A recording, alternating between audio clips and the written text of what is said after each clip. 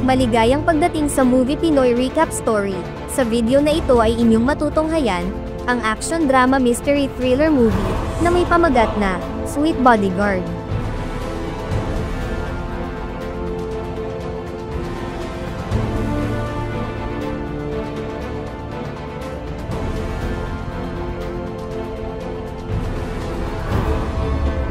Nagsisimula ang lahat sa pagpapakita sa isang masayang estudyante na nagngangalang Sia.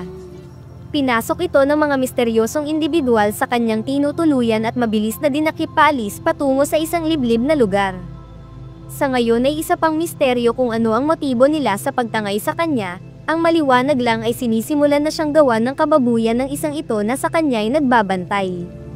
Bago ang mga naunang eksena, makikita sa kasalukuyan ng isang nagaganap na bakbakan sa pagitan ng mga kasundaluhan laban sa isang kilabot na sindikato na nakabase sa gitna ng liblib na kagubatan. Sa pangunguna ng kapten nilang nagngangalang Sam, ang misyon nila ay ang iligtas ang mga anak ng pamahalaan na banihag ng nasabing malaking sindikato. Napakatindi ng nangyayaring engkwentro kung saan talagang napapalaban sila ng sobrang higpit sa mga ito.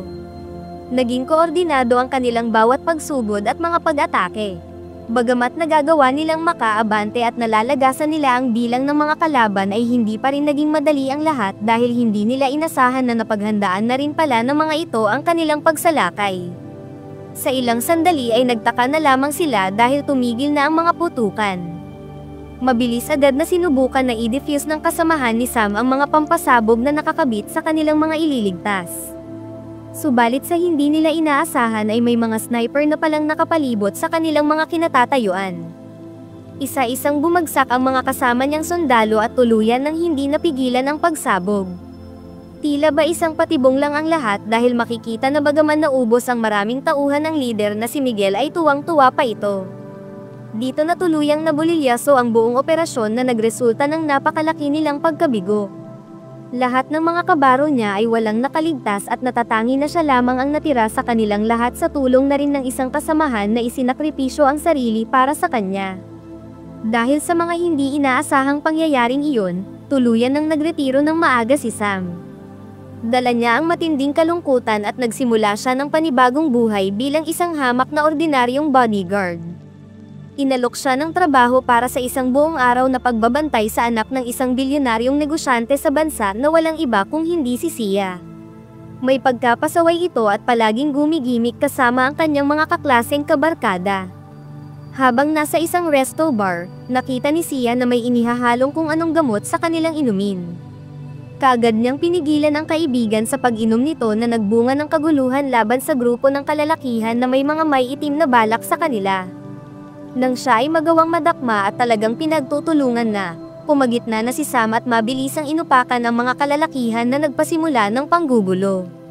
Nagmistulan silang mga papel na isa-isang nagsitiklop ng sila ay pinatikim niya ng gulpi. Agad na nagpasalamat ang estudyante sa pagtulong, pero nang sinabi ni Sam na iyon ay parte lamang ng kanyang trabaho bilang bodyguard ay agad itong nagtaka. Agad nitong kinumpranta ang tatay niyang bilyonaryo dahil imbis na ito ang magbantay sa kanya ay palagi na lang siyang busy sa pagtatrabaho.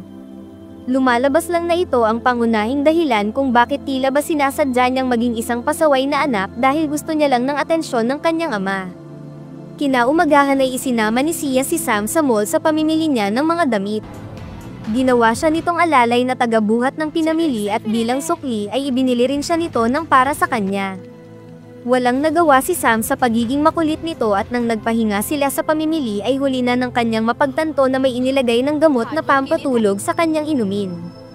Nagising na lang siya na nakatakas na ito at mapag-aalaman na sumakay ng eroplano patungo sa bansang Thailand gamit ang tracker na kanyang nilagay.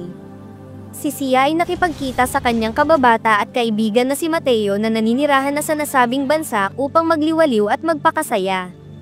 Wala itong kamalay-malay na tila ibinebenta na pala siya ng nasabing sindikato na notoryo sa pagbihag ng mga anak ng mayayaman sa buong Asya na mapag-aalaman na ito rin ang grupo na umubos sa buong team nila Sam noon. Sumakto rin na nakasunod na si Sam sa bansa at agad nitong sinubukan na tunguhin ang lugar na tinutuluyan ng dalaga. Subalit bago pa man siya makapasok ay inumpisahan na siyang patulugin ng mga tauhan ng sindikato. Mabilis siyang nawalan ng malay at naisilid sa isang lalagyan palabas ng kwarto. Walang ideya si Sam na nasalisihan na siya ng mga ito at nasa harap na mismo niya ang lalagyan kung nasaan si Sia. Pagkapasok sa inuupahang unit ay dito pa lang niya naisip na may nangyaring nang hindi maganda kay Sia. Tinangka agad niyang habulin ang mga kumuha sa dalaga, sa kasamaang palad ay nakasakay na ang mga ito ng kotse paalis. Binayaran niya ang motor ng isang sibilyang naparaan para sila'y agad na masundan.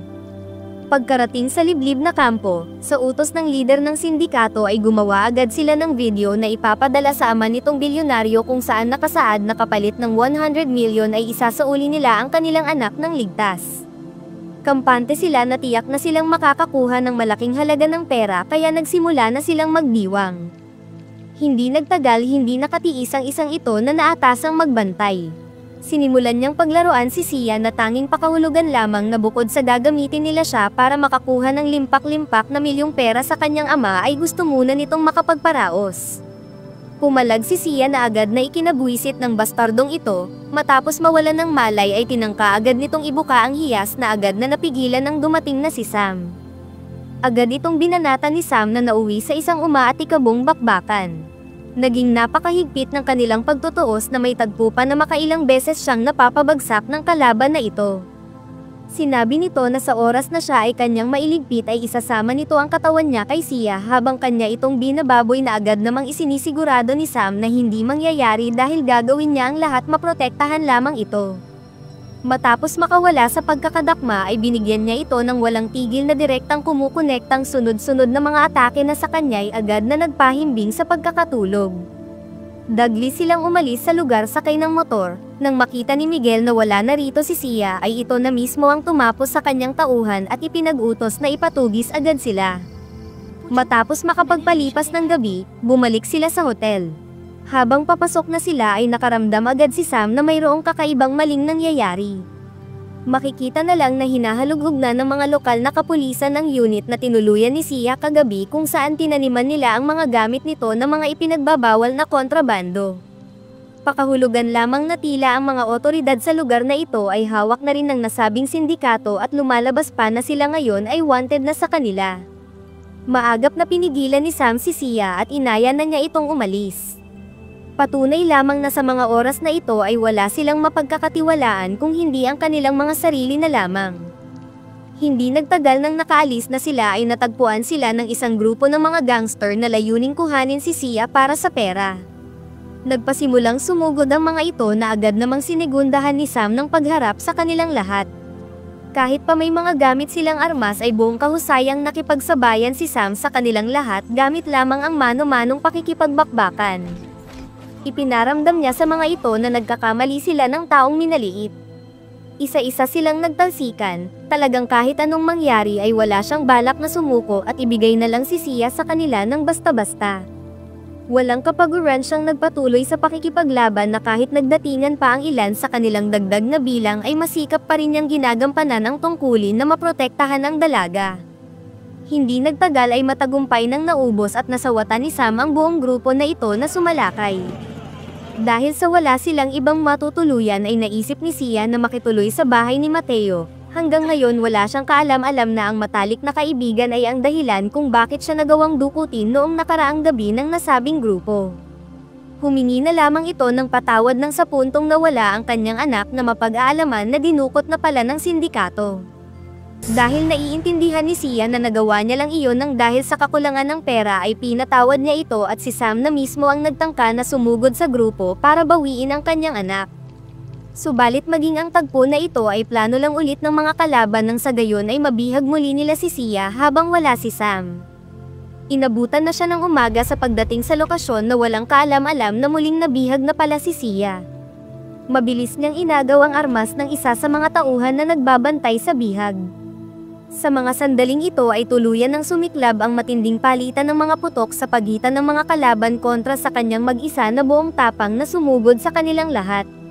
Naging mabisang pakinabang para sa kanya ang kanyang mga karanasan sa pagiging isang dating sundalo sa pagharap sa mga ito, maging ang mga kalaban at ang sniper na umasinta sa kanya mula sa pwesto nito sa itaas ay tila hindi makapaniwala na sila pa ang unti-unting nauubos gayong siya ay nag-iisa lamang. Nang kakaunting bala na lang ang natitira mula kay Sam ay maliksi siyang nakaisip ng mabisang plano upang masira ang konsentrasyon ng mga ito sa kanya. Maagap niyang inakyat ang itaas kung nasaan nakapwesto ang kalaban na sniper. Binulagan niya ito ng rumaragas ang atake at dito niya lang napagtanto na isa lang palang manika ang inaakala niyang bihag na nasa kanilang poder. Gumanti ng paglaban ang nasabing sniper na mapag-aalaman na isa sa mga mahusay na tauhan ni Miguel na nagngangalang Jet. Hindi ito inurungan ni Sam at talagang nakipagbakbakan siya ng lakas sa lakas lalo pa at may ideya na siya na nasa masamang kalagayan ngayon si Sia dahil tila ba pinatatagal lang ng kaharap niyang ito ang oras para maisakatuparan nila ang kanilang mga masasamang balak. Bagaman nagawa siyang mapatamaan ay hindi ininda lahat ni Sam ang mga ito bagkus ay ibinalik niya ng doble ang lakas ng pagganting mga atake na tuluyang tumapos sa mahigpit niyang katunggali. Sa ilang sandali ay tumawag ang leader nila sa cellphone para tanungin kung nailigpit na ba nila si Sam. Dito na niya nakumpirma na nasa kanila nga talaga si Sia at tuloy pa rin ang plano nilang gamitin ito para makakuha ng pera sa lalong madaling panahon kung ayaw nilang maglaho na ito dahil sa mga pampasabog na kanilang inilagay. Hindi nagtagal ay natunton na ni Sam ang lokasyon na kanilang kinaroroonan sa may itaas ng burol.